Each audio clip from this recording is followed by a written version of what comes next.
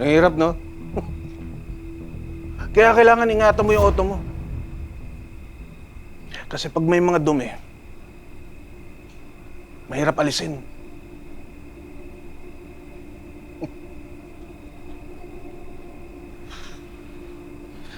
Nakakwento ko na ba sa'yo yung kakilala kong hindi magkaanak? Nang dahil mahal niya yung misis niya na gustong-gustong magkaanak. At para may magdala ng pangalan niya, nag-ampun siya. Binigay niya lahat dun sa batang yun. Pero, dudumihan lang pala niya yung pangalan ng tatay-tatayan niya. Anong sinasabi niyo pa? Tayo. Tayo, tayo. Hindi pa ba malinaw sa'yo rin? Ha?